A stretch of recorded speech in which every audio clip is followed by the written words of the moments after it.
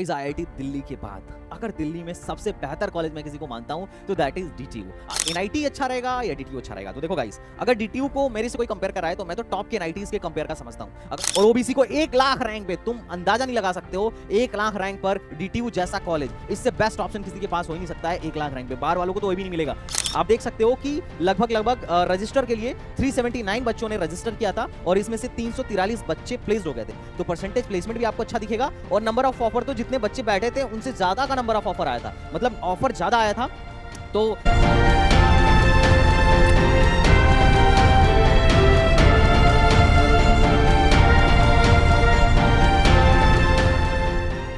Hello guys, welcome back to STBC and this is Sandeep भैया। और guys, आज के वीडियो में हम बात करने वाले हैं दिल्ली टेक्निकल यूनिवर्सिटी के बारे में। गाइस, आईआईटी दिल्ली के बाद अगर दिल्ली में सबसे बेहतर कॉलेज मैं किसी को मानता हूं तो दैट इज डीटीयू। अब इस बात को सुन के कई लोग चढ़ जाएंगे कि अरे भैया एनएसयूटी कहां चला गया, ट्रिपल आईटी दिल्ली कहां चला गया। तो देखो यार, डीटीयू के पसंद करने के पीछे मेरे अपने कारण है। एनएसयूटी भी अच्छा कॉलेज है, बिल्कुल मैं बोलूंगा कि that is also very good college. Triple IT Delhi का तो परसेंटेज प्लेसमेंट ऐसा है कि जिसको आप कंपेयर भी नहीं कर सकते हो। जितने बच्चे जाते हैं कंप्यूटर साइंस वगैरह में 100% का प्लेसमेंट है। वहां पे जितने बच्चे प्लेसमेंट के लिए एलिजिबल होते हैं ऑलमोस्ट सबका जॉब लग जाता है। हालांकि ट्रिपल आईटी यानी अपने डीटीयू में 100% का प्लेसमेंट किसी भी ब्रांच में नहीं है, पर ट्रिपल आईटी दिल्ली में एक्चुअली एलिजिबल बच्चों का 100% का प्लेसमेंट है। इस बात से मैं मना ही नहीं कर रहा हूं। और परसेंटेज प्लेसमेंट के साथ साथ वहां पर भी ऑलमोस्ट वो सारी टॉप की कंपनीज आती हैं जहां जाना आपका ड्रीम हो सकता है। बट डीटीयू के पसंद करने के पीछे बहुत सारे रीजन है और मैं बताऊंगा भी। और मैंने भी यही एडमिशन लिया था, दिल्ली टेक्निकल यूनिवर्सिटी में ही एडमिशन लिया था। बाद में आईआईटी गुवाहाटी जब चला गया तो यहां से एडमिशन कैंसिल करा लिया। बट कोई नहीं, चलो गाइस शुरू करते हैं और देखते हैं दिल्ली टेक्निकल यूनिवर्सिटी कैसा है और किस तरीके से यहां पर एडमिशन होने वाला है और एटलीस्ट कितना रैंक आपको लेकर आना पड़ेगा जेईई मेन में, ताकि आपको क्या मिल सके, दिल्ली टेक्निकल यूनिवर्सिटी मिल सके। और साथ ही साथ हम यहां पर कट ऑफ का भी डिटेल में डिस्कशन करेंगे। और एक इंपॉर्टेंट बात जो लोग दिल्ली में हैं वो लोग तो डीटीयू को ऑलरेडी जानते होंगे, लेकिन जो लोग दिल्ली के नहीं हैं उनको भी थोड़ी कुछ चीजें हैं डीटीयू के बारे में जो जाननी चाहिए। तो एक ही वीडियो में सब कुछ मैं आपको यहां पर बताने वाला हूं। और अभी आपने सुना होगा कि डीटीयू में प्रोटेस्ट भी चल रहा है, तो किसके रिगार्डिंग प्रोटेस्ट चल रहा है उसके बारे में भी अपन लोग चर्चा करने वाले हैं। तो चलो बच्चा पार्टी शुरू करते हैं। गाइस, अगर मैं दिल्ली टेक्निकल यूनिवर्सिटी की बात करूं तो पहले डीयू के अंदर था स्टार्टिंग में। इसको लगभग 1941 में एक पॉलिटेक्निक कॉलेज के बतौर इसको क्या किया गया था, एस्टैब्लिश किया गया था दिल्ली गवर्नमेंट के अंदर। और 1952 में इसने पहली बार अपनी डिग्री देनी स्टार्ट करी। और किसके अंदर? दिल्ली यूनिवर्सिटी के अंदर, डीयू के अंदर था। 1952 से इन्होंने अपनी डिग्री देनी स्टार्ट करी। और अभी आपको पता होगा कि डीयू में कोई भी ऐसा जबरदस्त इंजीनियरिंग कॉलेज नहीं है। हालांकि डीयू में अभी 2 इंजीनियरिंग कॉलेज हैं, एक है आपका क्लस्टर इनोवेशन सेंटर और इनका अभी एक स्टार्ट हुआ है फैकल्टी ऑफ इंजीनियरिंग। उसमें आपको स्टार्टिंग में बहुत लो रैंक तक अभी एडमिशन हो रहा है, लेकिन एक टाइम आएगा कि डीयू के अंदर जो फैकल्टी ऑफ इंजीनियरिंग स्टार्ट हुआ है वो भी बहुत चमकेगा। तो जो बच्चा वहां जाना चाह रहा है जा सकता है। 2027 तक उनका अपना खुद का कैंपस भी बन जाएगा। अगर आपको डीयू पे एक वीडियो चाहिए तो कमेंट बॉक्स में बताइएगा, मैं डिटेल में उस पर भी वीडियो बना दूंगा। उसके बाद क्या हुआ, उसके बाद इन लोगों ने क्या किया, अपना कैंपस शिफ्ट किया। पहले इसको दिल्ली कॉलेज ऑफ इंजीनियरिंग के नाम से जाना जाता था क्योंकि ये यूनिवर्सिटी नहीं थी, बाद में एक स्टेट यूनिवर्सिटी बन गई। इसका अभी जो कैंपस है 164 एकड़ का कैंपस है और अभी ये खुद की यूनिवर्सिटी है, दिल्ली यूनिवर्सिटी से एफिलिएटेड नहीं है। गाइस, हमारे जैक दिल्ली का प्रोग्राम ऑलरेडी लॉन्च हो चुका है। तो जितने भी स्टूडेंट हैं जिनको जैक दिल्ली में काउंसलिंग कराना है, आप इसे ज्वाइन कर सकते हो, प्री बुकिंग करा सकते हो। प्री बुकिंग में हम ऑलरेडी बच्चों को प्री बुकिंग के लिए कूपन कोड देके रखे हैं 1000 रुपए या 500 रुपीज का। आप चेक कर लेना और आप जैक दिल्ली की प्री बुकिंग पहले से करा के रखो, क्योंकि जेईई के रिजल्ट आने के बाद से बहुत ज्यादा रश हो जाता है, तो अपने पास थोड़ा सा टाइम कम रहता है और इनटेक भी फिर हम लोग कम ही लेते हैं। तो अगर आप एसटीबीजी से काउंसलिंग कराना चाह रहे हो तो मेक श्योर कि आप पहले से अपनी सीट बुक करा के रखें। तो चलिए बात करते हैं इसके लोकेशन की। तो देखो, इसकी कनेक्टिविटी के बारे में बात करूं तो इसकी लोकेशन थोड़ा सा मुझे आउटर में लगती है। मेट्रो स्टेशन जो है, इसका नियरेस्ट मेट्रो स्टेशन समयपुर बादली है और नियरेस्ट बस स्टॉप जो है वो शाहबाद डेयरी है। और नियरेस्ट एयरपोर्ट तो आपको पता है दिल्ली में एक ही है, आईजीआई इंटरनेशनल एयरपोर्ट। तो गाइज, लोकेशन के मामले में इसका लोकेशन दिल्ली से थोड़ा सा आउटर में है। और जबकि एनएसयूटी और ट्रिपल आईटी दिल्ली और आईजीडीटी के पास एक अच्छा एज है कि उनका लोकेशन बहुत अच्छी जगह पर है। तो एज कंपेयर टू उनसे अगर मैं कंपेयर करूं तो ये आपको आउटर में देखने को मिल जाएगा। अगर आपको यहां पर एडमिशन चाहिए तो आपको सिंपल बात है, पहले तो जेईई मेन देना पड़ेगा और जेईई मेन के बाद आपको जैक की काउंसलिंग करानी पड़ेगी। पहले जेईई मेन दीजिए और उसके बाद जैक दिल्ली की काउंसलिंग कराइए and after that you will get admission. JAC Delhi की काउंसलिंग से रिलेटेड आपको जो भी समस्या है आप उसकी टेंशन मत लेना। जैक दिल्ली काउंसलिंग कराता कैसे है, किस तरीके से चॉइस फिलिंग करानी है, सब कुछ आपको इसी चैनल पर मिल जाएगा। जेईई मेन के रिजल्ट के बाद से आप मान के चलिए मई में जैक दिल्ली की काउंसलिंग स्टार्ट हो जाएगी एंड स्टेप बाय स्टेप मैं आपको पूरी तरीके से हेल्प करता रहूंगा आपके काउंसलिंग के रिगार्डिंग। अब बात करते हैं यहाँ पर गाइस ब्रांचेज कितनी है। तो देखो, यहाँ पर बहुत सारी ब्रांचेज हैं। डीटीयू और एनयूसीटी में कंप्यूटर साइंस की बहुत सारी ब्रांचेज हैं और सीट्स भी बहुत सारे हैं। जैसे आप देखो, कंप्यूटर साइंस में ही 480 सीट है और सॉफ्टवेयर इंजीनियरिंग 180 सीट है इंफॉर्मेशन टेक्नोलॉजी, 180 सीट है मैथमेटिक्स एंड कंप्यूटिंग, 180 सीट है इस इलेक्ट्रॉनिक्स एंड कम्युनिकेशन में, 240 सीट है। और इस तरीके से आप देखो कि बहुत काफी ज्यादा सीट्स हैं। और चूंकि number of seats in tech branches, computer science जैसे ब्रांचेस में, सर्किटल ब्रांचेस में आपको नंबर ऑफ सीट्स काफी ज्यादा देखने को मिलेगी, तो इस वजह से यहां पर कंपटीशन भी काफी ज्यादा हाई है। और इस अगर इसकी तुलना में मैं ट्रिपल आईटी दिल्ली को कंपेयर करूं तो वहां थोड़ा सा नंबर ऑफ सीट्स कम है, वहां पर सीएससी में 127 के आसपास सीट है, तो वहां बच्चों के बीच में थोड़ा सा as compare to DTU competition कम है, तो वहां परसेंटेज प्लेसमेंट आपको बहुत अच्छा देखने को मिल जाएगा। एवरेज पैकेज इनफैक्ट डीटीयू से भी ज्यादा अच्छा देखने को मिल जाएगा। अब मैं बात करता हूं अगर इसके बाद इसके अलावा अगर अपन बात करें तो आप किस कैटेगरी के लिए कितनी सीटें रिजर्व करी गई हैं, आप इसको यहां पर देख सकते हो कि हर एक कैटेगरी के लिए किस ब्रांच में कितनी सीट्स हैं। अब बात करते हैं रैंकिंग की, तो पूरे जैक दिल्ली के अंदर जितने भी कॉलेजेस आते हैं उसमें सबसे अच्छी रैंकिंग है एनआईआरएफ में। अगर सबसे अच्छा रैंक एनआईआरएफ ने किसी को किया है तो डीटीयू को किया है, और सबसे पुराना भी यही है। इसकी रैंकिंग एनआईआरएफ ने इसको 27th का रैंक दिया है, और 2023 में 29 पर था, और 2022 में 35 पर था। तो दिन प्रतिदिन इसकी जो रैंकिंग है इंप्रूव होती जा रही है। अब बात करते हैं कौन कौन सी ब्रांचेज एनबीए से एग्रेडिएटेड है, तो biotechnology, civil engineering, computer engineering, PI and electrical engineering, EC, mathematics and computing, chemical engineering और इंजीनियरिंग फिजिक्स, सिविल इंजीनियरिंग, ये सारी जो ब्रांचेज हैं, ये जो सारी ब्रांचेज हैं आपको एनबीए से एग्रेडिएटेड देखने को मिल जाएंगी, और वो भी टायर 1 में इनको एनबीए ने एग्रेडिएट किया है। अब बात करते हैं माइनर डिग्री का कॉन्सेप्ट। मान लो अब जैसा कि आप में से हर एक को पता है कि अगर आपको इन टॉप के ब्रांचेस में एडमिशन लेना है, इन टॉप के ब्रांचेस में जैसे कंप्यूटर हो गया, सॉफ्टवेयर हो गया, इंफॉर्मेशन हो गया, मैथमेटिक्स एंड कंप्यूटिंग हो गया और ईसी हो गया, तो आपकी रैंक बहुत अच्छी होनी चाहिए। जो नीचे के ब्रांचेस हैं उसमें बहुत लो रैंक तक एडमिशन हो जाता है, खासकर बायोटेक्नोलॉजी और इन्वायरमेंटल इंजीनियरिंग और सिविल इंजीनियरिंग और केमिकल इंजीनियरिंग। लास्ट के दो ब्रांच तो फेमस है, लाखों रैंक तक एडमिशन देने के लिए फेमस है, बहुत लो रैंक तक एडमिशन होता है। सबसे लो रैंक वाला बच्चा जो एंट्री मारता है ना, वो यहीं पे मारता है।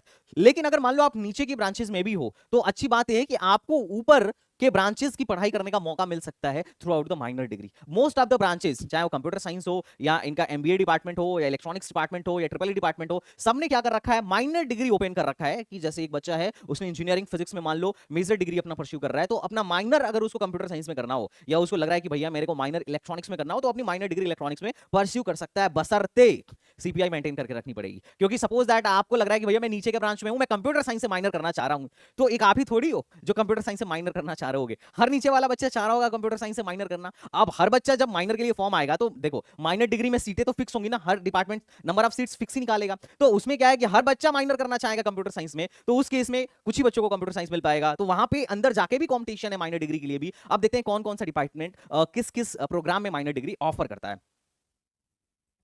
जैसा कि आप देख सकते हो कि काफी अच्छी अच्छी माइनर डिग्री आपको देखने को मिल जाएंगी। जैसे कंप्यूटर साइंस डिपार्टमेंट की अगर मैं बात करूं तो minor degree in computer engineering में अदर डिसिप्लिन वाले बच्चों को वो देता है, और जिसमें बहुत अच्छे सब्जेक्ट जैसे डेटा स्ट्रक्चर, डेटाबेस मैनेजमेंट और ऑब्जेक्ट ओरिएंटेड प्रोग्रामिंग है ना, ओएसडी ऑपरेटिंग सिस्टम डिजाइन, मतलब डिस्क्रीट स्ट्रक्चर जैसे बहुत अच्छे अच्छे सब्जेक्ट आपको यहाँ पे पढ़ने को मिल जाएगा। उसके अलावा अगर कोई मशीन लर्निंग में माइनर डिग्री परस्यू करना चाह रहा है तो मशीन लर्निंग में भी माइनर डिग्री परस्यू कर सकता है कंप्यूटर साइंस डिपार्टमेंट के अंदर। तो कंप्यूटर साइंस दो माइनर डिग्री ऑफर करता है अदर डिसिप्लिन वालों को। और उसी तरीके से सॉफ्टवेयर इंजीनियरिंग के अंदर भी आपको एक तो माइनर डिग्री सॉफ्टवेयर इंजीनियरिंग में मिल जाएगा, माइनर डिग्री डेटा साइंस में भी मिल जाएगा। तो ये बड़ी अच्छी चीज है आपको डीटीयू के अंदर, ये बड़ी अच्छी चीज आपको देखने को मिल जाएगी माइनर डिग्री का concept. And this is very good, जो कि आप अगर आप इलेक्ट्रॉनिक्स वगैरह में हो या किसी और ब्रांच में हो और टेक में अपना करियर बनाना चाहते हो तो आराम से बना सकते हो, क्योंकि आपके पास एक पॉजिटिव एज रहता है, एक अपर एज होता है टेक कंपनीज में एंट्री मारने का, क्योंकि आपने माइनर डिग्री ऑलरेडी परस्यू कर रखा है और उनके सब्जेक्ट्स को पढ़ रखा है। अब बात करते हैं फीस स्ट्रक्चर। और अभी जो मैं आपको बता रहा था कि डीटीयू में क्या हो रहा है, प्रोटेस्ट हो रहा है, वो फीस स्ट्रक्चर को ही लेके हो रहा है।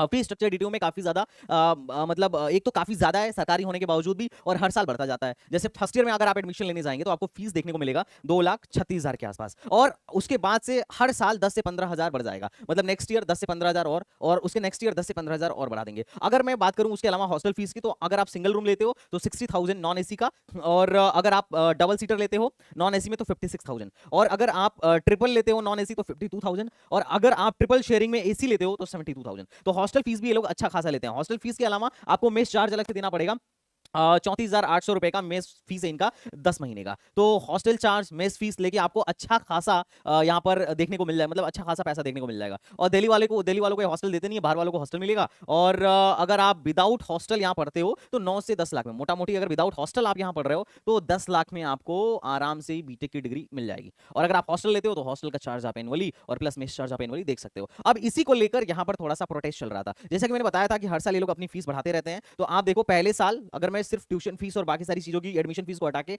बाकी सारी चीजों की बात करूं तो लगभग 2,29,000। उसके बाद आप लास्ट ईयर में जब आओगे तो 2,66,000। मतलब फर्स्ट ईयर में एडमिशन लेते टाइम 2,29,000 आपकी टोटल फीस पड़ेगी, बाकी चीजों को हटाकर, क्वेश्चन मनी वगैरह हटाकर। और अगर आप फाइनल ईयर में जाओगे तो 2,66,000 आपकी फीस पड़ेगी। और सिर्फ डीटीयू की ही नहीं, अगर आप ट्रिपल आईटी दिल्ली भी देखो तो पहले साल वो लोग 4,30,000 लेते हैं और फाइनल ईयर तक पहुंचते पहुंचते आपकी फीस 5 लाख पार हो जाती है। तो ये लोग हर साल अपनी फीस, आपको फर्स्ट ईयर में ये फीस है, सेकंड ईयर में ये फीस है, थर्ड ईयर में है, फाइनल ईयर में है, तो आपको ये चीज समझना पड़ेगा। ट्यूशन फीस आप देख रहे हो हर साल ये लोग, इन लोगों ने ट्यूशन फीस को बढ़ा रखा है। 1,47 पहले साल, दूसरे साल 1,55, तीसरे साल 1,63 और चौथे साल ट्यूशन फीस आपका हो जाएगा 1,77। तो आप अगर जब भी एडमिशन लो जैक दिल्ली के कॉलेजों में तो पहले चारों साल का फीस स्ट्रक्चर का डेटा देख लो। ऐसा नहीं कि पहले साल का बजट ही उधारी पे चल रहा था और सेकंड ईयर में पता चला लोग उधार भी नहीं दे रहे हैं क्योंकि फीस और ज्यादा बढ़ गया। तो चारों साल देख लीजिएगा और फीस महंगा है। और अगर मैं स्कॉलरशिप की बात करूं तो स्कॉलरशिप या फी वेवर जैसी चीजें यहाँ पे बड़ा मुश्किल से बच्चों को अवेल हो पाती हैं। उसके अलावा इन लोगों ने कुछ स्कॉलरशिप दे रखा है, जैसे मेरिट स्कॉलरशिप डीटीयू खुद देती है जो टॉप रैंकर्स स्टूडेंट होते हैं। और बाकी SC ST OBC minority institutes, जो माइनॉरिटी लोग हैं या ओबीसी एससी या एसटी लोग हैं, उनको स्कॉलरशिप लेने का वही ऑप्शन है सरकारी पोर्टल से जो हम लोग भरते हैं, चाहे स्टेट गवर्नमेंट के अंदर जाके भरें या एनएसपी पोर्टल पे जाके भरें। तो ये तो हर कॉलेज में मिलता है। डीटीयू अपने बच्चों की हेल्प के लिए कुछ मेरिट कम स्कॉलरशिप देती है। इसके बारे में आप डिटेल में जाके इनकी वेबसाइट पर पढ़ सकते हो। वो भी उनको ही मिलता है जो टॉप के रैंकर्स होते हैं, जो वहां पे वेल परफॉर्मर्स होते हैं। तो ऐसा नहीं है कि सबको बहुत आसानी से मिल जाएगा। और यहाँ पर एक से एक धुआंधार बच्चे आएंगे तो परफॉर्म करने में भी बच्चों की हालत खराब हो जाएगी, इस बात को ध्यान रखिएगा। तो यहां एडमिशन लेने के लिए मान के चलिए आपके पास एटलीस्ट इतना पैसा होना चाहिए, तभी जाके आप एडमिशन के लिए हाँ बोलिए। अब मैं बात करता हूं प्लेसमेंट्स की। Placement is very very very important. अब देखो यार, प्लेसमेंट पिछले 3 साल का मैं आपको प्लेसमेंट दिखाता हूं। उससे पहले हम डिस्कस करते हैं जो ब्रांचेज हैं उनके प्लेसमेंट स्टैटिस्टिक्स की। तो ये देखिए, कंप्यूटर इंजीनियरिंग में यहां पर लगभग आपको 17 लाख का एवरेज पैकेज 2024 में देखने को मिल जाएगा। और सबसे खराब प्लेसमेंट 2024 में हुआ था। और इसके पिछले साल में आप देखेंगे 2023 में, तो कंप्यूटर साइंस का लगभग जो प्लेसमेंट्स था, जो एवरेज पैकेज था वो 23 एलपीए के आसपास था और हाईएस्ट पैकेज 82 एलपीए गया था। और 390 में से 440 में से 390 ओके 440 में से लगभग 351 बच्चों का प्लेसमेंट हो गया था। तो परसेंटेज प्लेसमेंट भी डिसेंट सा ही है। और अगर मैं बात करूं इस साल, तो इस साल लगभग 489 बच्चों ने रजिस्टर किया था और 389 बच्चों को ही ऑफर, मतलब इन्होंने कितने बच्चे एग्जैक्ट प्लेस हुए उसका डाटा ना देते हुए इन्होंने टोटल नंबर ऑफ ऑफर्स दिखाया। जैसे पिछले साल इन्होंने एग्जैक्ट डेटा दिया था कि भाई हमारे यहाँ 440 बच्चे प्लेसमेंट के लिए रजिस्टर किए थे, जिसमें से 390 ऑफर आया था। हो सकता है एक बच्चे के पास मल्टीपल ऑफर हो, और उसमें से 351 बच्चे प्लेस्ड हो गए। मतलब नंबर ऑफ कैंडिडेट कितने प्लेसमेंट के लिए आए और कितने प्लेस्ड हुए, ये डेटा है। नंबर ऑफ ऑफर्स देख के आप नहीं बोल सकते हैं कि यार 390 बच्चे प्लेस्ड ही हो गया होगा। लेकिन चूंकि इस बार का प्लेसमेंट इतना खराब था कि नंबर ऑफ प्लेस्ड कैंडिडेट दिखाने के बजाय इन लोगों ने बोल दिया कि भाई इतने बच्चे रजिस्टर किए थे और इतना ऑफर आया। कितने एक्चुअल प्लेस्ड हुए इसको इन्होंने नहीं दिखाया। और इससे पहले 2022 में प्लेसमेंट काफी अच्छा था। आप देख सकते हो कि लगभग रजिस्टर के लिए 379 बच्चों ने रजिस्टर किया था और इसमें से 343 बच्चे प्लेस्ड हो गए थे। तो परसेंटेज प्लेसमेंट भी आपको अच्छा दिखेगा। और नंबर ऑफ ऑफर, तो जितने बच्चे बैठे थे उनसे ज्यादा का नंबर ऑफ ऑफर आया था, मतलब ऑफर ज्यादा आया था। तो पिछले 3 साल का आप कंपेयर करोगे तो 2022 का सबसे अच्छा था। रिसेशन की वजह से 23 में और घटा, 24 में और ज्यादा घट गया। और उनका एवरेज सीटीसी भी 24 लाख का था और मैक्सिमम हाईएस्ट पैकेज जो 2022 में गया था वो 1,84,00,000 का गया था। अच्छा, ऐसा नहीं है कि सिर्फ रिट्यू में ही घटा, रिसेशन की वजह से आपको सारे कॉलेजों में देखने को मिल जाएगा। अब बात करते हैं कि अगर हमें एनआईटीज देखना हो, एनआईटी से अगर इसको कंपेयर करना हो, तो शुरू के 5 6 7 को तुम हटा दो ना, तो बाकी सबसे बीट करता हुआ नजर आएगा। अगर तुम एनआईटी दिल्ली से कंपेयर करो तो एनआईटी दिल्ली तो डीटीयू के आसपास कहीं पे भटकता भी नहीं है। इतने कम स्टूडेंट होने के बावजूद भी उसके यहाँ काफी कम companies as compare to DTU, काफी कम कंपनीज उनके यहाँ विजिट करती हैं और नंबर ऑफ प्लेसमेंट्स भी उनका कम है। तो मैं एनआईटी दिल्ली से तो इसको कंपेयर नहीं करने जाऊंगा, लेकिन मैं एक कॉलेज से इसको कंपेयर करने जा रहा हूं जो कि टॉप के एनआईटीज में आता है, दैट इज एमएनआईटी जयपुर। और आपको मैं जो चीज दिखाऊंगा वो आप देख के दंग रह जाओगे और आप यही बोलोगे कि यहां पर लोगों को काउंसलिंग कराने ही नहीं आता है। जैसे अगर मैं एनआईटी जयपुर से अगर इसको कंपेयर करूं ना, तो एनआईटी जयपुर ब्रांड है और टॉप के एनआईटीज में इसको हम लोग कंसीडर करते हैं। अब उसकी प्लेसमेंट से हम कंपेयर करते हैं 2024 का प्लेसमेंट स्टैटिस्टिक्स देखो। यहां पर कंप्यूटर साइंस का एवरेज पैकेज जो है, सॉरी मीडियन एवरेज पैकेज आपको 18 लाख को देखने को मिलेगा, मीडियन पैकेज 15.5 लाख को देखने को मिलेगा। और 75 में से अभी 75 बच्चे इनके यहाँ प्लेस्ड हुए थे। लास्ट ईयर कितने बच्चे ध्यान से समझना, 2024 के डेटा में इन्होंने भी नहीं दिखाया कि कितने बच्चे प्लेसमेंट के लिए बैठे थे और कितने प्लेस्ड हुए। जबकि 2023 में थोड़ा सा अच्छा प्लेसमेंट हुआ था तो इन्होंने दिखाया था कि भाई कंप्यूटर साइंस में 118 में से 99 बच्चे प्लेस्ड हो गए थे और हमारे यहाँ बहुत अच्छा परसेंटेज प्लेसमेंट था 83%। और 2022 में इनके यहाँ से अच्छा प्लेसमेंट हुआ था, 2022 में सबके यहाँ से अच्छा प्लेसमेंट हुआ था। तो इन्होंने भी ये दिखाया था कि भाई हमारे यहाँ एलिजिबल स्टूडेंट थे 100 और उसमें से 98 बच्चे प्लेस्ड हो गए, 98% का प्लेसमेंट रेशियो। तो इन्होंने ये चीज दिखाया था, लेकिन 2024 में इसको अभी इन्होंने नहीं दिखाया। ठीक है। और आप यहाँ पर प्लेसमेंट एवरेज देखोगे तो लगभग डीटीयू के जैसा ही है, इनका भी 18 लाख का ही है और मैक्सिमम 64 लाख का गया था। तो लगभग डीटीयू का प्लेसमेंट इनके जैसा आपको देखने को मिलेगा। इनफैक्ट अगर मुझसे पर्सनली पूछो तो मैं बोल सकता हूं कि इनके यहाँ मात्र 75 बच्चे प्लेस्ड हुए तो एवरेज 18 निकल के आया। सोचो उनके यहाँ तो 480 बच्चे थे, 480 बच्चों का बैच था जिसमें से 300-350 से ज्यादा बच्चे प्लेस्ड हुए थे। तो जब सैंपल ज्यादा होता है तो एवरेज अपने आप कम हो जाता है। अगर उनके 75 बच्चों का तुम कंपेयर करोगे तो फिर तो काफी अच्छा उनका प्लेसमेंट देखने को बन जाएगा। तुम सोचो डीटीयू टॉप के एनआईटीज के कंपेयर का कॉलेज है और किस रैंक तक एडमिशन देता है, अगर तुम ये देखोगे तो शॉक्ड हो जाओगे। अगर तुमको अभी आज के टाइम में एनआईटी जयपुर में जाना हो ना, एनआईटी जयपुर में जाना हो तो एक बार कट ऑफ देखो एनआईटी जयपुर का और तुम बोलोगे यार यहाँ पर काफी मेहनत लगेगा। 99 परसेंटाइल लेके आने के बावजूद भी यहाँ कंप्यूटर साइंस नहीं मिलेगा। यहाँ होम स्टेट को कंप्यूटर साइंस कितने रैंक पे मिलता है देख रहे हो, 5435 रैंक पर होम स्टेट को, और अदर स्टेट को 4711 रैंक पे। काफी लो रैंक, 99.8 परसेंटाइल से ज्यादा अगर है आपका मोटा मोटी, तब आपको ये जाके एनआईटी जयपुर में कंप्यूटर साइंस मिलने वाला है। और अगर आप इलेक्ट्रॉनिक्स की बात करो तो इलेक्ट्रॉनिक्स आपको होम स्टेट को 10,000 और अदर स्टेट को 8400 पे बंद, मतलब सीसब राउंड में बंद हो जाता है। सीसब राउंड का डेटा दिखा रहा हूं कि 8437 पे जाके सीसब राउंड 2 में जाके बंद हो गया था एनआईटी जयपुर। और जबकि तुमको अगर यहां पे एडमिशन लेना हो तो आप यहां पर देख के शॉक्ड हो जाओगे कि होम स्टेट का ये डेटा देखो। होम स्टेट को जनरल को कंप्यूटर 13,000 और ओबीसी को 57,000। और मैं एकदम ठोक के कह सकता हूं कि अगर कोई दिल्ली का बच्चा है और उसकी रैंक 50,000 के बाहर है तो डीटीयू के 10% के इक्विवेलेंट भी जोसा में उसको कॉलेज नहीं मिलेगा। मतलब जोसा में वो चाहे कितना भी दौड़ भाग ले, अगर ओबीसी कैंडिडेट है और 50,000 से बाहर उसकी रैंक है तो डीटीयू से अच्छा कॉलेज मेरे को लेके दिखा ले, नहीं मिल सकता है। अच्छा, कई से ऐसे मूर्खानंद होते हैं जो फीस बचाने के चक्कर में ले लेते हैं, एंटीसेंट कॉलेज ले लेते हैं। लेकिन मैं बोलूंगा कि यार जोसा में बैठने के बजाय बेटा अगर तुम्हारी रैंक 40-50,000 आ गई ना, इनफैक्ट 20-30,000 से बाहर आ गई, तुम्हें जैक दिल्ली में ही बैठना चाहिए। तुम्हारी रैंक अगर 5,000 के अंदर है तब जोसा में जाओ, अदरवाइज तुम्हारे लिए जैक दिल्ली बढ़िया ऑप्शन है अगर दिल्ली से बिलोंग करते हो तो। और यहाँ इलेक्ट्रॉनिक्स में देखो, और कैटेगरी का भी थोड़ा सा फर्क देखना। जनरल कैटेगरी को 28,000 पे इलेक्ट्रॉनिक्स बंद हुई थी होम स्टेट के लिए, ईडब्ल्यूएस के लिए 41,000 पे, और ओबीसी को 1 लाख रैंक पे। तुम अंदाजा नहीं लगा सकते हो 1 लाख रैंक पर डीटीयू जैसा कॉलेज, इससे बेस्ट ऑप्शन किसी के पास हो ही नहीं सकता है 1 लाख रैंक पे। बाहर वालों को तो भी नहीं मिलेगा। बाहर वालों का अगर मैं डेटा दिखाऊं अदर स्टेट का, तो अदर स्टेट का तुम डेटा देखो 25,000 रैंक पर इनको इलेक्ट्रॉनिक्स मिल रहा है, और फिर भी ये ठीक ऑप्शन है। जोसा के कंपैरिजन डीटीयू में अगर आपको इलेक्ट्रॉनिक्स मिल रहा है 25-30,000 पे तो एक अच्छा ऑप्शन होगा। अगर आप डेटा को अच्छे से एनालाइज करोगे तो आपको ये पता चलेगा कि आधी जनता को ढंग से काउंसलिंग कराना ही नहीं आता है। ब्रांड से ही नहीं मतलब होता है कि अरे भाई हमारा फीस कम हो जाएगा, एनआईटी में पढ़ लेंगे। भाई हमें अल्टीमेटली क्या चाहिए, प्लेसमेंट चाहिए ना, और प्लेसमेंट देखो कहां कैसा मिल रहा है। तो इस बात को भी आप समझिए।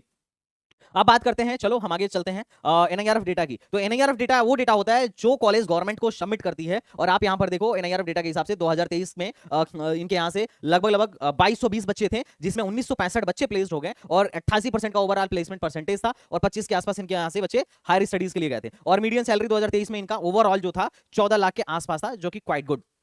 बाकी एक चीज मैं आपको और दिखाता हूं जिसको हम बोलते हैं जीपीएचई स्कोर। जीपीएचई क्या होता है, तो एक कंबाइंड परसेंटेज होता है जिसमें हम प्लेसमेंट, हायर स्टडीज और एंटरप्रेन्योरशिप, प्लेसमेंट, हायर स्टडीज और एंटरप्रेन्योरशिप को हम देखते हैं, उसके स्कोर को देखते हैं। तो जीपीएचई में आईआईटी मद्रास को एनआईआरएफ ने रैंक 1 दिया था जीपीएचई स्कोर के बिहाफ पर कि कितने बच्चे यहां प्लेस्ड हो रहे हैं। क्योंकि देखो इनमें से किसी भी चीज में बच्चा जा रहा है ना, तो मान के चलो कॉलेज के लिए अचीवमेंट है। अगर बच्चा अच्छा प्लेसमेंट मान रहा है तो भी कॉलेज के लिए एक अचीवमेंट है। अगर बच्चा हायर स्टडीज के लिए मान लो फॉरेन चला गया, एमआईटी में जाके पढ़ रहा है, वो भी कॉलेज के लिए अच्छा अचीवमेंट है। और अगर उसने एंटरप्रेन्योरशिप कुछ स्टार्टअप कर दिया तो भी वो एक तरीके से कॉलेज का ही अचीवमेंट है। तो उसके बिहाफ पे एनआईआरएफ ने इस रैंक किया था कि सबसे अच्छा जीपीएचई स्कोर किसका चल रहा है। तो नंबर 1 पे आया था आईआईटी मद्रास और नंबर 2 पर आया था आईआईटी दिल्ली। और आईआईटी दिल्ली में इस टाइम पे सबसे ज्यादा स्टार्टअप हो रहे हैं। उसके बाद ऐसे ही करके टॉप के आईआईटीज और एनआईटीज की लिस्ट निकालने के बाद 29 पर जो अपना आया था वो आया था डीटीयू। तो सोचो इतने सारे इंजीनियरिंग कॉलेजेस हैं, 23 आईआईटीज हैं, 32 एनआईटीज हैं, 26 ट्रिपल आईटीज हैं, और उसके अलावा इन सबको अगर कंपेयर करके देखा गया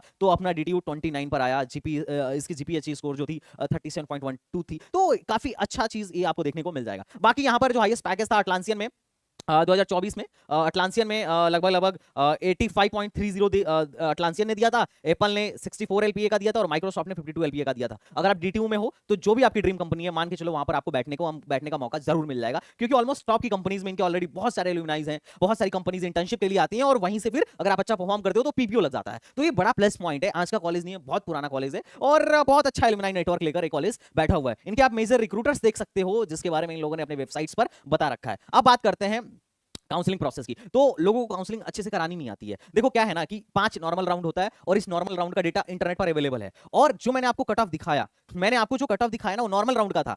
एक्चुअल में उसके बाद एक स्पॉट राउंड भी होता है और एक स्पेशल राउंड भी होता है, तो उसमें तो और भी ज्यादा लो रैंक तक एडमिशन होता है, पर पीपल आर नॉट अवेयर, और इस वजह से बहुत सारे बच्चे ऐसे हैं कि बहुत लो रैंक होने के बावजूद भी, लाखों में रैंक होने के बावजूद भी एडमिशन पा सकते थे, पर वो नहीं पा पाते हैं due to lack of awareness. पर टेंशन मतलब एसटीबीजी आपके साथ बना हुआ है, और आपके लिए क्या बेस्ट कॉलेज होगा या फिर डीटीयू एनएसयूटी में किस लास्ट रैंक तक एडमिशन होगा, वी विल हेल्प यू, और स्पॉट तक जाते जाते कहीं ना कहीं तो आपको शटल कराई देंगे। और लास्ट ईयर भी एनएसयूटी आईजीडीटीयू में बहुत सारी बच्चों को स्पॉट में, स्पेशल स्पॉट में मैं भेजवाया था, और उनकी वीडियोस भी एसटीबीजी पर पड़ी हैं, और उनके पेरेंट्स का कहना था कि सर मेरे को तो पता ही नहीं था कि इतनी लो रैंक पे भी एडमिशन हो सकता है, मेरी बिटिया का तो हो ही नहीं सकता था एडमिशन अगर आप नहीं होते तो। लेकिन मैं अपनी कोई बड़ाई नहीं कर रहा हूं, मैं बता रहा हूं, अब मैं बता इसलिए रहा हूं क्योंकि स्कोप है, आप भी अपने रैंक के हिसाब से अच्छा कॉलेज ढूंढ सकते हो अगर थोड़ा सा रिसर्च करो या एसटीबीजी की वीडियो देखो तो। बाकी रिजर्वेशन पॉलिसी है कि यहां पर डीटीयू में 85% सीट जो है होम स्टेट के लिए है, और बाकी 15% सीट में ही अदर स्टेट वाले एडमिशन ले सकते हैं, तो ये चीज ध्यान रखना। यहां पर एडमिशन लेने के लिए एलिजिबिलिटी क्राइटेरिया ये है कि आपका 60% होना चाहिए, और पीसीएम में 60% होना चाहिए, और अगर एससी एसटी है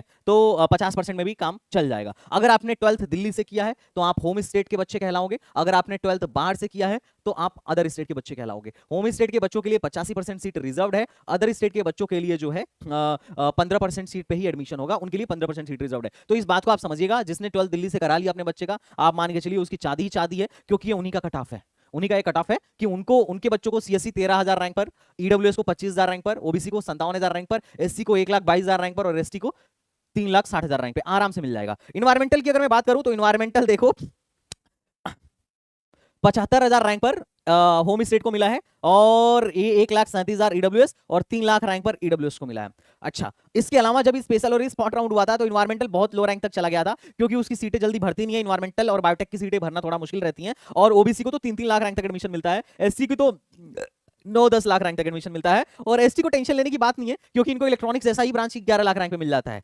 तो इधर तो ये लोग झांकते भी नहीं है जनरली, इधर ये लोग झांकते भी नहीं है, क्योंकि इलेक्ट्रॉनिक्स कंप्यूटर जैसी देखो, इलेक्ट्रिकल इंजीनियरिंग 12,68,000 पे एसटी को मिल गया था, तो नीचे उसको देखने की जरूरत क्या है, नीचे तो झांकने भी नहीं जाते हैं, ऊपर में ही उनका काम हो जाता है। तो अगर आप दिल्ली के एससी या एसटी हो तो आप खाली पेपर छोड़ के आओगे जेईई मेन में ना, तो भी आपका एडमिशन कराएंगे, वो भी बढ़िया से बढ़िया, मतलब डीटीयू जैसे कॉलेज में जहां पर पहुंचना लोगों का सपना है। तो आप तो बिल्कुल टेंशन मत लेना, इन लोगों को टेंशन लेने की जरूरत है, ओबीसी को भी ज्यादा टेंशन लेने की जरूरत नहीं है, सिर्फ जनरल वालों को टेंशन लेने की जरूरत है। एक टाइम ऐसा आ सकता है कि जनरल वाले सोचेंगे भैया सिर्फ हमें ही पढ़ना चाहिए, बाकी लोग तो आराम से मौज करें, कोई दिक्कत नहीं है, संदीप भैया के पास जाओ, एडमिशन पक्का है, ठीक है।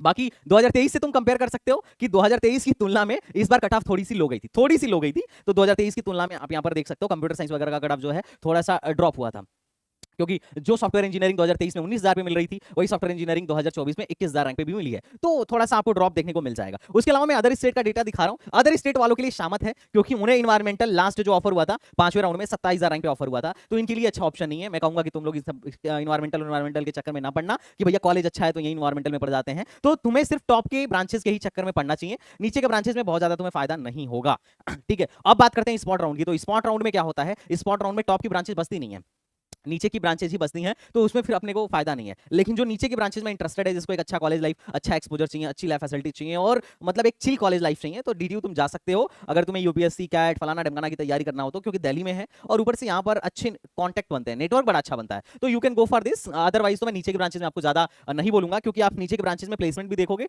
तो आपको बड़ा ज्यादा सेटिस्फैक्टरी नहीं लगेगा। क्यों नहीं लगेगा, जैसे देखिए इंजीनियरिंग फिजिक्स में अगर मैं 2024 का डेटा दिखाऊं तो 68 बच्चे थे, और जिसमें 42 बच्चे लगभग प्लेस्ड हुए। सॉरी, 2023 का डेटा है, 2024 का डेटा देखिए। इंजीनियरिंग फिजिक्स कहाँ गया जी, ये है ना, सॉरी इंजीनियरिंग फिजिक्स ये है। अब देखो यहाँ पर नंबर ऑफ रजिस्टर्ड कैंडिडेट 110 थे और ऑफर मिला 66 को, तो तुम देखोगे तो तुम्हें थोड़ा सा ज्यादा सेटिस्फैक्टरी नहीं लगेगा। हाईएस्ट पैकेज 26 लाख था और 10 लाख का आपको एवरेज पैकेज देखने को मिलेगा, तो इतना अच्छा नहीं है। इन्वायरमेंटल में तो बड़ा बुरा हाल था। आप देखो 69 कैंडिडेट्स थे और 44 ऑफर मिला, मात्र ओनली 44 ऑफर। और अगर प्लेस कैंडिडेट की बात करोगे तो प्लेस कैंडिडेट शायद 40 से भी कम हो, तो 50% का भी प्लेसमेंट आपको यहाँ पर देखने को नहीं मिलेगा। तो बायोटेक में तो और ज्यादा बुरा हाल है, 74 में से मात्र 37 ऑफर मिला। 37 में भी ऐसा हो सकता है कि एक बच्चे के पास 2-3 ऑफर हो, तो 30 से भी कम या 30-35 बच्चे ही यहाँ पर प्लेस हो पाए थे। तो नीचे के ब्रांचेस में I would not like to suggest कि तुम यहाँ पर जाओ, है ना, क्योंकि अदर स्टेट से हो तो तुम्हारे पास इससे भी ज्यादा अच्छे ऑप्शंस हैं। जिस रैंक पर ये लोग आपको एडमिशन दे रहे हैं ना, उससे ज्यादा अच्छे ऑप्शन है, तो इनके चक्कर में ना पड़ना, नीचे वाली ब्रांचेस के चक्कर में। ये मेरा पर्सनल सुझाव है। उसके अलावा आप यहां पर देखो स्पॉट राउंड 1 में काफी सीटें वैकेंट थी, अच्छे अच्छे ब्रांचेस की सीटें आपको यहां पर वैकेंट देखने को मिल गई थी। अब एक चीज और जो आपको ध्यान रखना है, अगर आप सिंगल गर्ल चाइल्ड हो तो सिंगल गर्ल चाइल्ड के लिए ना अलग से यहाँ पर सीटें रिजर्व्ड हैं, जो कि लास्ट ईयर भरी नहीं थी, मतलब बड़ा मुश्किल से इनकी सीटें भरती हैं, क्योंकि सिंगल गर्ल चाइल्ड थोड़ी देखो अच्छे ब्रांच में तो भर जाती हैं, जो नीचे की ब्रांचेस हैं वहां पे सिंगल गर्ल चाइल्ड मिलती नहीं है, और जो मिलती भी है वो इन्वायरमेंटल बायोटेक लेती नहीं है, तो इसलिए इनकी सीटें काफी खाली थी सिंगल गर्ल चाइल्ड की। तो अगर आप सिंगल गर्ल चाइल्ड हो तो ट्राई ये करो, मतलब तो फिर आप जरूर जैक दिल्ली में बैठो। अगर आप दिल्ली रीजन के सिंगल गर्ल चाइल्ड हो तो, बाहर के अगर हो आप आउटसाइड रीजन में सिंगल गर्ल चाइल्ड हो तो आपको सिंगल गर्ल चाइल्ड का ये लोग कोटा नहीं देंगे, तो खुश मत हो। जो दिल्ली के सिंगल गर्ल चाइल्ड है उन्हीं को एक कोटा मिलने वाला है सिंगल गर्ल चाइल्ड का, और यहाँ पर आपका अलग से रिजर्वेशन है, तो आपका लो से लो रैंक पर एडमिशन हो जाएगा, तो आप ज्यादा टेंशन मत लीजिए। स्पॉट राउंड और स्पेशल स्पॉट राउंड की अलग से सीटें, मतलब पहले स्पॉट राउंड की सीटें हैं जिनकी वैकेंसी आपके सामने देखने को मिल रहा होगा कि इन्वायरमेंटल में 18 सीटें खाली थी, और मैकेनिकल में 12 सीटें खाली थी, होम स्टेट के लिए भी और अदर स्टेट के लिए भी अच्छी खासी सीटें खाली थी। और इसके बाद भी स्पेशल स्पॉट 1 आया था, और स्पेशल स्पॉट में भी काफी ज्यादा सीटें खाली रह गई थी। सोचो दिल्ली रीजन में जनरल में के लिए बायोटेक में 17 सीटें खाली थी, और इन्वायरमेंटल में 31 सीटें खाली हो गई थी, एडमिशन कैंसिल करा के भागने लड़के, तो जल्दी भरता नहीं है। ये स्पेशल स्पॉट 1 की मैं बात कर रहा हूं। तो अगर आपको आपने ये मान लिया है कि भाई हमको डीटीयू में ही एडमिशन लेना है, तो चाहे जितनी भी लो रैंक हो, 3 लाख रैंक हो, 4 लाख रैंक हो, 2 लाख रैंक हो, आप एसटीबीजी से संपर्क करें, हम आपको स्पेशल स्पॉट और स्पॉट में भी बैठाएंगे, ताकि आपके लो रैंक पर भी आपको एक डिसेंट सा बढ़िया सा कॉलेज मिल सके। तो दिस इज इंपॉर्टेंट पॉइंट, आप नोट कर लीजिएगा। और हमारे मेंटरशिप का फॉर्म नीचे है, गूगल फॉर्म आप नीचे भर सकते हैं, उसमें जैसे ही आप भरेंगे 1-2 दिन के अंदर हमारा कोई ना कोई एक टॉप का मेंटर आपसे कांटेक्ट करेगा, या ऐसा भी हो सकता है कि मैं खुद से भी आपको कांटेक्ट करूं। और अगर आपको हमारा प्रोग्राम बाई करना है तो एसटीबीजी एकेडमी ऐप डाउनलोड करके प्रोग्राम बाई कर सकते हैं। नोटेबल एलुमनाई की बात करूं तो आपको काफी अच्छे खासे एलुमनाइज आपको देखने को यहां पर मिल सकते हैं। सो गाइस बात करते हैं एलुमनाई नेटवर्क के बारे में। जबरदस्त एलुमनाई नेटवर्क है, बहुत सारी एनआईटीज और इनफैक्ट बहुत सारी आईआईटीज से अच्छा एलुमनाई नेटवर्क है इसका, जैसा कि तुम देखो है ना। इनका विनोद धाम सर जो है इन्वेंटर हैं पेंटियम चिप के, और Raj Soni founder and CEO of Sony LLC, और ये कौन है, केएल सर हैं आईटीसी के इस समय चेयरमैन हैं। डॉक्टर योगेश सूद ये नासा में गोल्ड मेडलिस्ट रहे हैं। गूगल में भी इनके लोग हैं, वाइस प्रेसिडेंट हैं गूगल के Sanjay Gupta sir. MD and CEO हैं अनिल सर अदानी में, ऑलरेडी बड़ा फेमस होगा, फेमस है। और अशोक सर जो है सीएमडी हैं किसके, भेल के, भेल एक पीएसयू है, बहुत सारे आप में से जानते होंगे। फेसबुक में भी इनके लोग हैं, मार्केटिंग मतलब टॉप के पोजीशन पे मार्केटिंग डायरेक्टर हैं फेसबुक में। और याहो के वीसी और एक्स सीईओ रह चुके हैं शरद सर, तो वो भी यहीं के एलुमनाई हैं। और उसके अलावा आप देख सकते हो टीसीएस में और आईआरकॉन में भी इनके लोग हैं टॉप के पोजीशन में। तो इनका एलुमनाई नेटवर्क गाइस बहुत शानदार है, और एलुमनाई नेटवर्क जितना ज्यादा तगड़ा होगा, आपके पास इंटर्नशिप की, आपके पास प्लेसमेंट की उतनी अच्छी अपॉर्चुनिटी होगी। और इन लोगों ने बहुत अच्छे इनिशिएटिव भी ले रखे हैं अपने कॉलेज के जूनियर्स के लिए। उसके अलावा आप देख सकते हो कि जो पेटीएम के फाउंडर्स थे 1998 के बैच के यहीं के पास आउट है, और इनके एलुमनाई हैं। और फूड पांडा आपने नाम सुना होगा, यही फूड पांडा के फाउंडर एंड सीईओ यहीं के एलुमनाई हैं। पैसा बाजार मतलब बहुत अच्छे अच्छे स्टार्टअप्स डीटीयू से निकले हैं, आप यहाँ पर देख सकते हो। तो इनका एलुमनाई नेटवर्क बहुत अच्छा है, स्टार्टअप का कल्चर बहुत अच्छा है, और अच्छी बात है कि एलुमनाइज तक स्टार्टअप के लिए फंड करते हैं, तो ये चीज भी इनके यहाँ बहुत अच्छा है। तो आपको एक अच्छा स्टार्टअप कल्चर यहाँ पर देखने को मिल जाएगा, और आज के टाइम में सबको वही जाना है। और इनको तो भाई जानते ही होंगे, सुशांत सिंह राजपूत यहीं के हैं, है ना।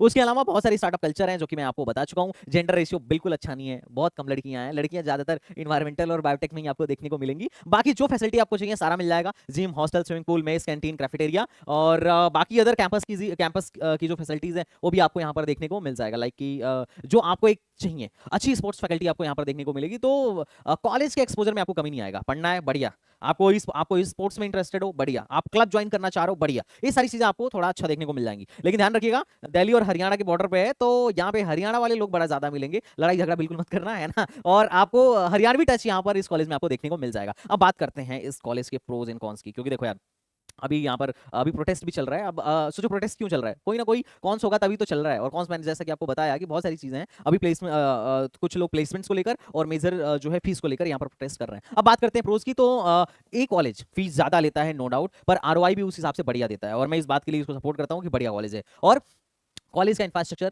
बहुत अच्छा है, काफी नया बना है। आपको एक आध फोटो में यहाँ पर दिखा देता हूँ, क्योंकि मैं यहाँ टहला हूँ, मैं घुमा हुआ हूँ। और आपकी तंजिला मैम जो एससीबीजी में ही काम करती हैं, हमारे साथ ही भी काम कर रही हैं, वो भी यहीं की हैं। और यहाँ पर बहुत सारी अच्छी फैसिलिटीज आपको देखने को मिल जाएंगी। कॉलेज में प्लेसमेंट अपॉर्चुनिटी अच्छा है, इंटर्नशिप की अपॉर्चुनिटी अच्छा है, और कॉलेज लाइफ मस्त है, चिल है भाई। अटेंडेंस के लिए बहुत ज्यादा यहाँ पे लफड़ेबाजी नहीं है, अटेंडेंस थोड़ा बहुत चल जाता है। और इसका एलुमनाई नेटवर्क भाई सुपर बहुत अच्छा है, जैसा कि मैंने आपको दिखाया। कौन से में बात करूं तो कॉलेज की फीस थोड़ी सी हाई है as compare to government college, और कॉलेज का लोकेशन भी मेरे को बिल्कुल थोड़ा सा ठीक नहीं लगा, आउटसाइड में है थोड़ा सा, और अटेंडेंस को लेकर ज्यादा आपको टेंशन लेने की जरूरत नहीं है। एक और मैं सबसे मेजर कौन की बात करूं तो यहाँ पर नंबर ऑफ स्टूडेंट हर एक ब्रांच में बहुत ज्यादा है। सोचो कंप्यूटर साइंस में 480 ब्रांच बच्चे हैं, और कंप्यूटर साइंस के अलावा जब कंप्यूटर साइंस के लिए कोई टेक कंपनीज के लिए एसडी रोल के लिए बच्चे कंपनी आएगी, तो तुम्हें लग रहा है कि सिर्फ वही 480 बच्चे बैठेंगे? नहीं, वहां सॉफ्टवेयर इंजीनियरिंग वाले भी बैठेंगे, आईटी वाले भी बैठेंगे, और उसके बाद से मैथमेटिक्स एंड कंप्यूटिंग वाले भी बैठेंगे, इलेक्ट्रॉनिक्स वाले भी बैठेंगे, और वो सारे बच्चे बैठेंगे जिन्होंने माइनर डिग्री कंप्यूटर साइंस में किया होगा। तो तुम्हारे पास बहुत अच्छा फाइट, तुम्हें अगर एसडी रोल के लिए या किसी टेक कंपनीज में सेलेक्ट होना है तो बहुत अच्छा खासा फाइट मारना पड़ेगा, तब जाके तुम्हें एक डंकी प्लेसमेंट मिलेगी। ये याद रखना। ऐसा नहीं है कि सिर्फ रैंक खराब ले आए, डीटीयू मात्र में पहुंच गए और आपका बहुत बढ़िया पैकेज लग जाएगा, ऐसा कुछ नहीं है। वहां जाके एक्चुअल में पढ़ना पड़ेगा, रगड़ना पड़ेगा, क्योंकि कॉम्पिटिशन बहुत हाई है और ये लोग नंबर ऑफ सीट्स बढ़ाते जा रहे हैं। समझो जितना ज्यादा नंबर ऑफ सीट्स बढ़ता जाएगा, प्लेसमेंट उतना डाउन आपको नजर आता हुआ नजर आएगा। आप बहुत होपलेस नजर आओगे अगर आप इस रेस में बहुत आगे नहीं भाग रहे हो। तो आपको बहुत ज्यादा मेहनत करना पड़ेगा, क्योंकि आपके कॉम्पिटिटर आपके ही क्लासमेट्स होने वाले हैं, ध्यान रखिएगा। आपकी सीट यूं ही खा जाएंगे प्लेसमेंट के टाइम पे और आपको पता नहीं चलेगा, और पता चला कि यहाँ एक टॉप के कॉलेज से पढ़ने के बावजूद भी आप बेरोजगार निकले। ओके, तो चलो गाइस, फिर मिलते हैं नेक्स्ट वीडियो में। अगर आपको अच्छा लगा हो तो लाइक शेयर सब्सक्राइब करिएगा, और नेक्स्ट वीडियो में लेके आने वाला हूं एनएसयूटी और ट्रिपल आईटी दिल्ली पर। तो किसको किसको चाहिए कमेंट बॉक्स में बताओ। तो चलो बच्चा, बाय बाय, टाटा एंड जय हिंद।